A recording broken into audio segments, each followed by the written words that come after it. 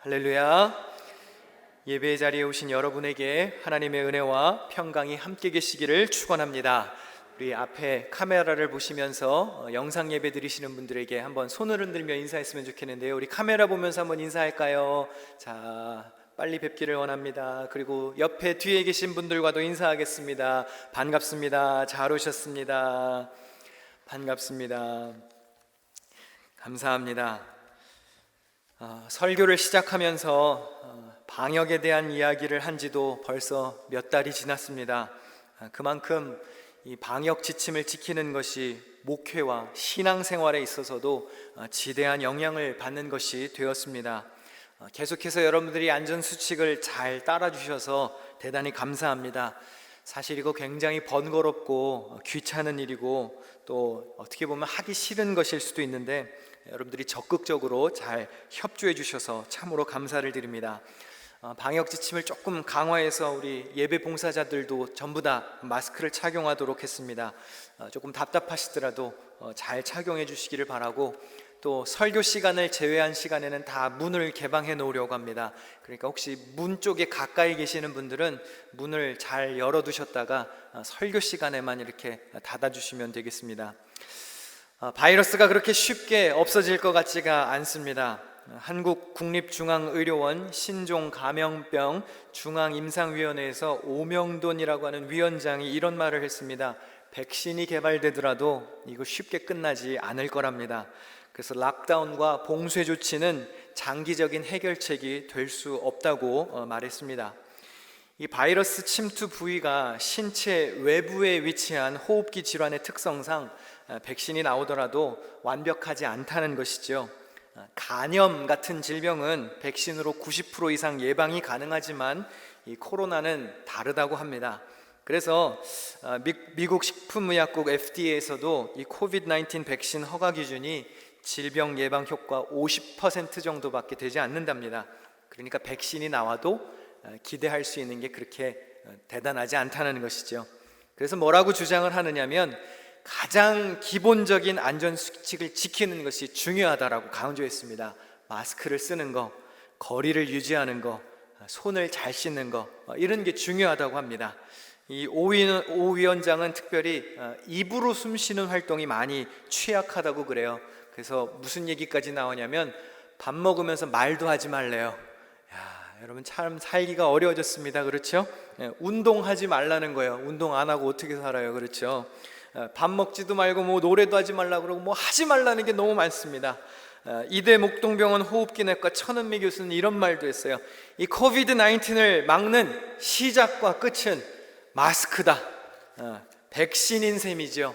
그러니까 거리를 두는 것보다 마스크를 쓰는 게 1000배 이상 감염 효과가 크다고 합니다. 참 어렵습니다. 살기가 어렵습니다. 식당에서도 밥 먹을 때 이 칸막이를 설치하는 게 제일 좋은 방법이라고 해서 지금 우리 교회도 칸막이 제작하고 있는 중에 있는데요. 이거 마스크 턱에 쓰는 거 뭐 턱스크라고 그러더라고요. 그거는 패션이래요. 하나만 합니다. 그리고 코를 내놓는 거는 절반만 막는 거라고 합니다. 여러 가지로 불편하고 참 귀찮은 시대가 되었지만 신앙교육만큼이나 이게 중요해졌습니다. 코로나 시대의 이웃사랑은 방역을 잘 지키는 것임을 명심하시고 조금 더 신경 써서 조심하시고 배려하시기를 바랍니다. 우리 옆에 있는 분들 좀 격려하면서 이렇게 한 번 더 인사했으면 좋겠습니다. 어려운 시대를 사시느라 고생이 많으시네요. 좀 이렇게 인사할까요? 고생이 많으십니다. 고생이 많으십니다. 여하튼 셧다운이 장기적인 해답은 아니라고 하니까 하여튼 안전하게 할 수 있는 건 하고 할 수 있는 건 좀 해보는 방향으로 해보겠습니다. 그렇다 해서 막 아주 위험한 걸 하겠다는 건 아니고 안전하게 하는 방향으로 한번 최선을 다해서 노력해 보겠습니다. 왕의 길이라는 제목으로 다윗이 선택을 받는 순간부터 왕관을 쓰는 과정을 시리즈로 살펴보고 있습니다. 오늘 마지막 7번째 시간인데 다윗에게 왕관이 배달된 이야기를 나누려고 합니다. 설교 제목이 왕관이 오다입니다. 이 제목이 아주 중요합니다. 왕관이 온 것입니다. 다윗이 왕관을 쫓아간 것이 아니고 왕관이 다윗에게로 온 것입니다. 여러분 혹시 살면서 인생의 밑바닥을 찍은 적이 있으십니까? 삶의 최대의 위기를 맞은 적이 있으신가요? 어쩌면 지금이 바로 그런 시기인지도 모르겠습니다. 설교 제목을 보시면 오늘 다윗이 왕관을 찾았다는 것을 알 수 있습니다. 그런데 왕관이 도착한 장소가 즐거운 장소는 아니었습니다. 다윗의 인생에 있어서 가장 밑바닥을 찍은 곳이 왕관을 찾은 장소였습니다. 다윗은 사울의 눈을 피해서 계속해서 도망자 인생을 이어갑니다. 이미 한 차례 블레셋 땅으로 망명한 적이 있었습니다. 그런데 다윗이 또 한 차례 블레셋 땅으로 피난을 갔습니다. 다윗은 이미 블레셋과 여러 차례 전투를 해서 승리한 바가 있습니다. 블레셋 사람들의 입장에서는 절대로 다윗을 환영할 수 있는 입장이 아니지요. 그러나 다윗도 오죽했으면 적군의 땅으로 망명을 했겠습니까? 그만큼 사울의 눈을 피해서 도망치는 일에 급급했다는 것입니다. 그런데 참 다행스럽게도 블레셋의 지도자가 다윗을 또 받아줍니다. 그리고 시글락이라고 하는 지역에서 살게 해줍니다. 제가 지도를 좀 몇 장 보여드릴 텐데 우리 불을 잠깐 꺼주시면 좀 더 잘 보일 것 같습니다. 혹시 여러분들 잊어버리셨을까봐 노란색 부분이 여러분들이 계신 미국 땅입니다. 이게 뭔지는 아시죠? 네. 그리고 빨간색 동그라미가 이제 성경의 배경이 되는 지역인데요. 우리 빨간색 부분을 조금 확대해서 보시면 이런 장면이 나옵니다. 이게 이제 이스라엘과 주변 나라들입니다. 여기를 조금 더 확대해 보겠습니다. 그리고 조금 더 확대를 해볼게요. 자, 노란색 동그라미 길쭉하게 쳐진 곳이 블레셋 지역입니다. 이 블레셋은 해양 민족이에요. 초록색 동그라미가 사울의 성이 있었던 기브아 성입니다. 빨간색 동그라미가 시글락이라고 하는 곳입니다. 다윗이 오늘 사울을 피해서 도망친 시글락 지역입니다. 사울의 기브아 성과 좀 많이 떨어져 있죠. 블레셋의 영토에 위치해 있습니다. 다윗이 나라 곳곳을 누비다가 나중에는 이제 막 광야까지 떠돌아요. 그러다 이제 하다 못해서 이제는 블레셋 지역까지 망명을 가게 되었습니다. 다윗이 이 시글락 지역에서 보냈던 세월이 1년 4개월입니다. 낯선 외국 땅에서 얼마나 고통스럽고 외로웠을까요? 여러 가지 위기 상황들이 있었습니다. 고향 사람들이랑 전쟁을 치를 뻔한 위기도 있었습니다. 아말렉 사람들이 와서 다윗의 주둔지를 습격하기도 했습니다. 다윗과 그의 부하들의 식솔이 납치되기도 했고요. 부하들이 흥분해서 다윗에게 반기를 들기도 했습니다. 사무엘상 30장 6절에 보면 이런 말씀이 있습니다. 군인들이 저마다 아들, 딸들을 잃고 마음이 아파서 다윗을 돌로 치자고 말할 정도였으니 다윗은 큰 곤경에 빠졌다. 다윗의 부하들은 충성스러운 신하들이었습니다. 그런데 그들이 이제 등을 돌립니다. 리더의 가장 큰 위기는 신임을 잃는 것이죠. 이제 부하들도 더 이상 참을 수가 없게 되었습니다.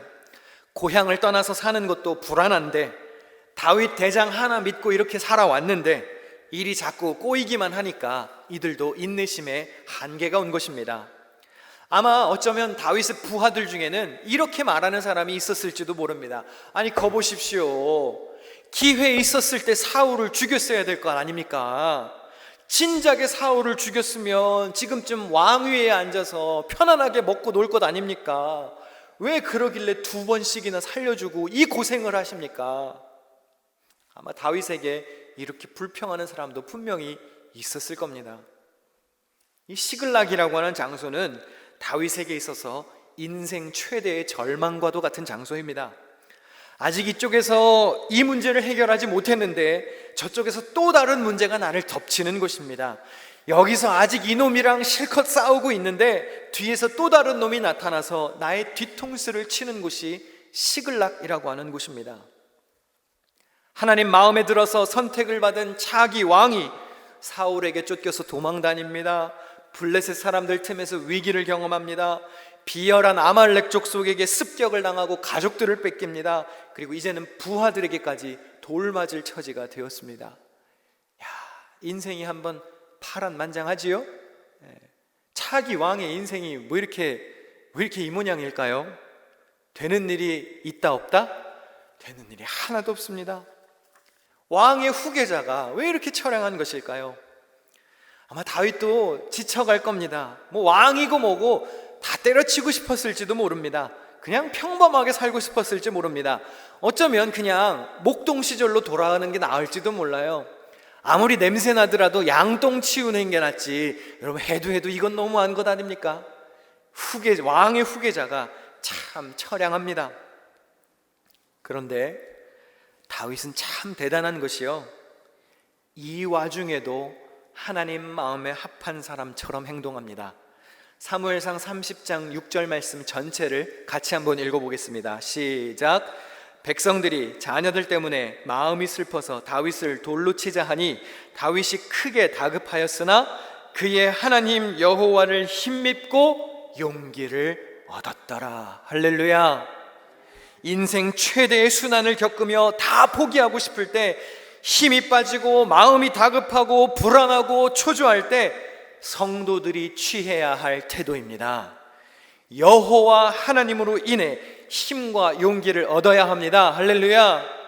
영어 성경에는 보니까요, David strengthened himself 라고 나와 있습니다. 다윗이 스스로 하나님을 찾아서 힘을 얻었습니다. 아무도 그를 위로하지 않았습니다. 우리도 살다가 보면 아무도 내 맘 몰라줄 때가 있지요. 가족들도, 나의 친구들도, 교우들도, 심지어 교회 목사님까지도 나의 눈물을 몰라주고 눈물을 닦아주지 않고 위로해주지 않을 때 있습니다. 사람이니까 그럴 수 있지요. 그런데 다윗은 스스로 여호와 하나님으로 인하여 용기를 얻었습니다. 아멘. 주저앉지 말고 주님의 이름으로 일어서기를 축원합니다. 다윗이 그렇게 인생의 밑바닥 시글락에서도 하나님 마음에 합한 자로 살아갑니다. 주변 사람들을 의롭게 다스리는 왕으로 통치 훈련을 이어갑니다.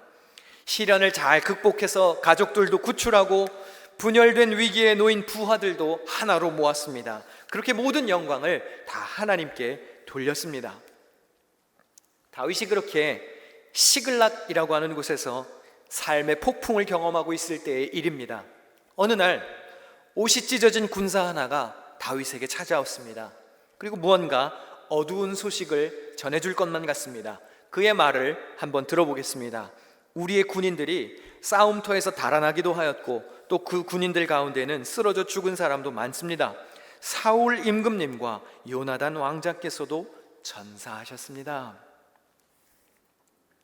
이스라엘 백성들이 블레셋과 치열한 전투를 치렀는데 이스라엘 군대가 패배했습니다. 그리고 싸움 중에 사울과 그의 아들 요나단이 죽었다는 거예요. 사울이 죽었습니다. 이스라엘의 초대 왕이고 다윗의 주인이었던 사울. 그러나 동시에 다윗의 입장에서는 나를 죽이려고 혈안이 된 미치광이 주인이었죠. 사악하고 악랄한 원수였습니다. 다윗의 인생을 비참하게 만든 장본인입니다. 아주 지독하게 못살게 구는 사람이었습니다. 그런데 다윗이 가장 낮은 낭떠러지로 떨어져 있을 때 다윗의 시글락 인생 중에 사울이 죽었습니다. 여러분이 다윗이라면 어떤 마음이 들었을까요? 우리가 지난 6주 동안 다윗의 처참한 신세를 한번 살펴보았잖아요.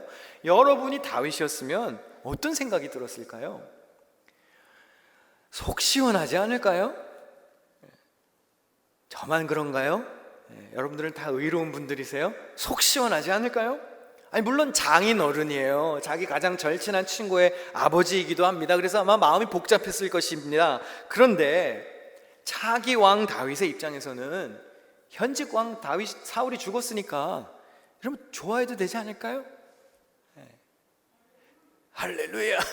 역시 우리 최숙희 권사님은 제 편이에요. 감사합니다.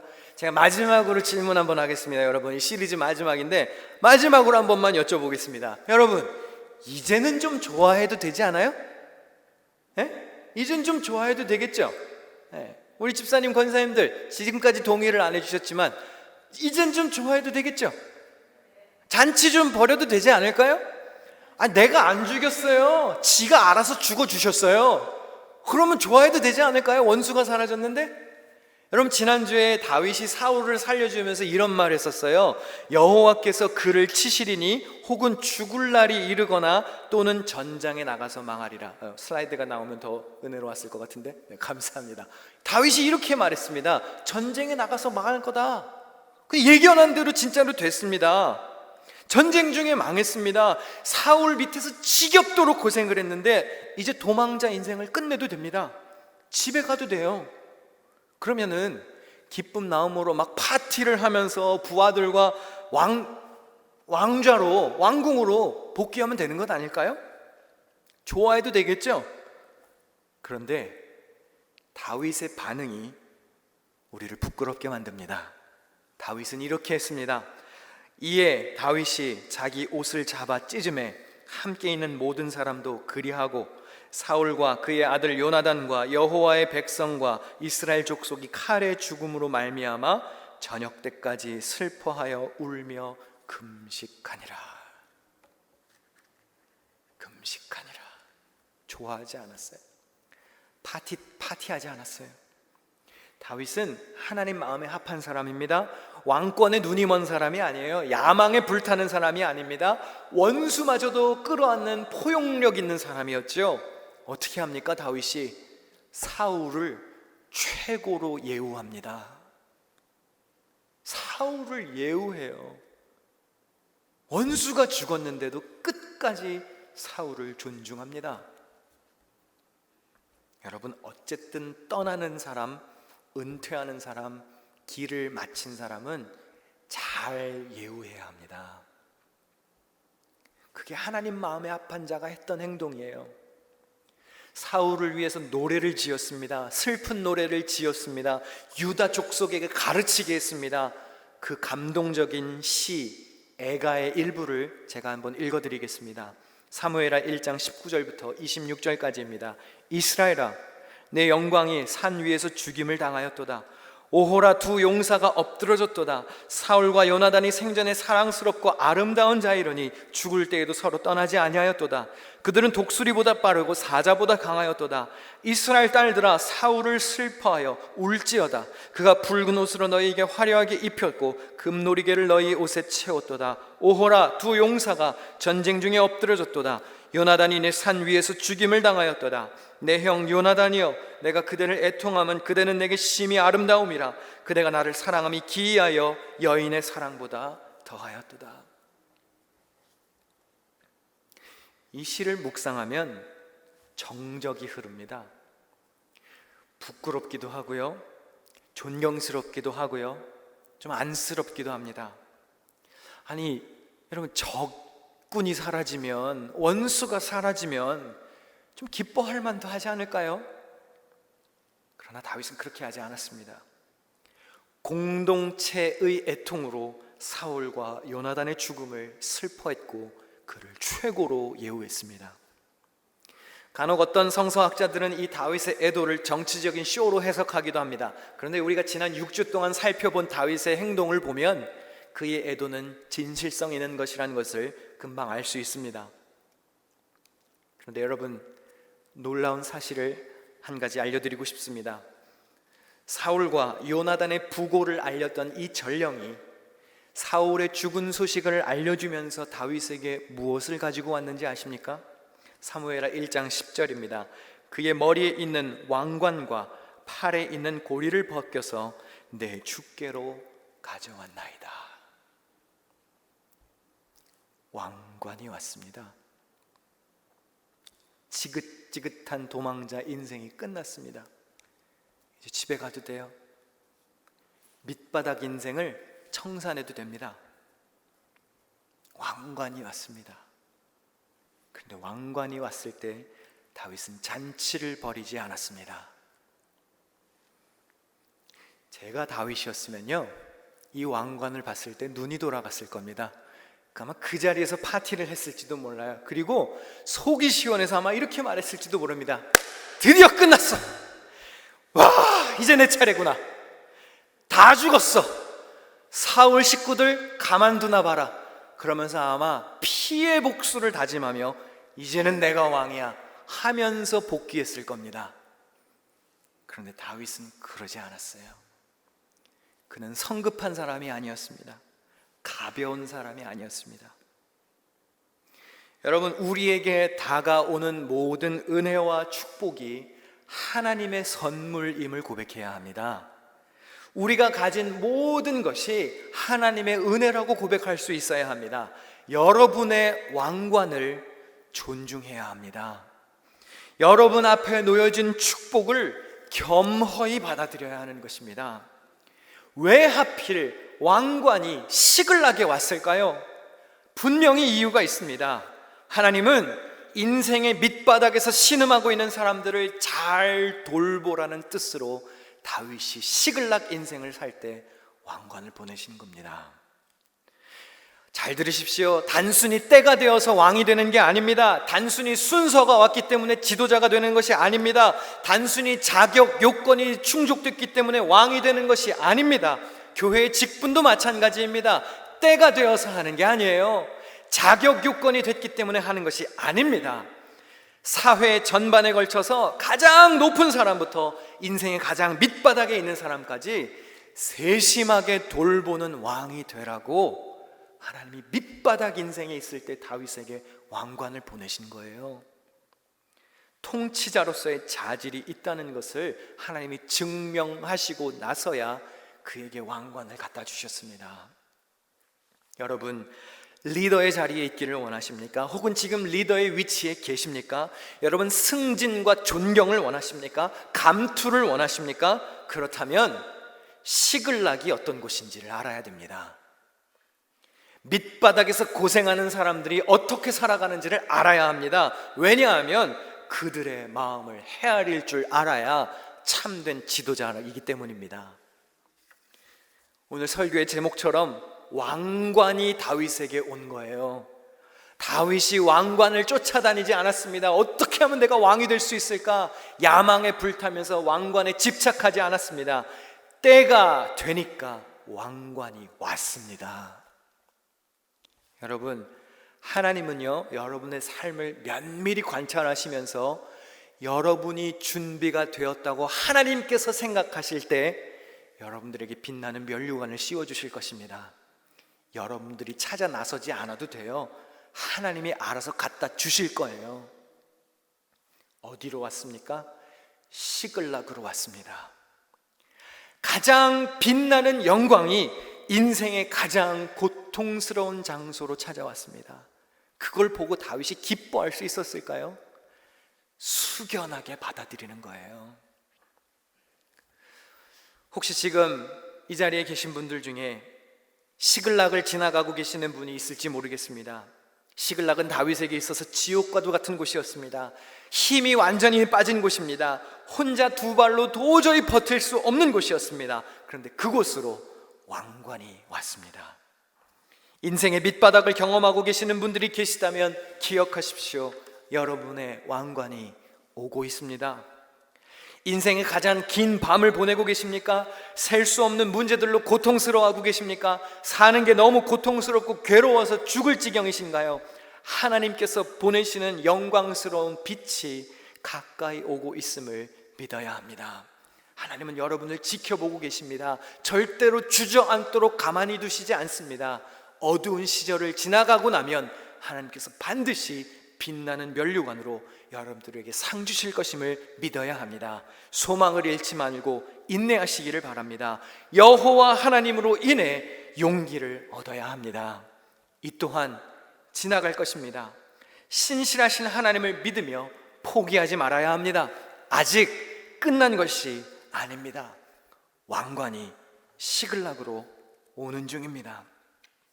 끝까지 하나님 마음에 합한 사람으로 서 있을 수 있어야 합니다.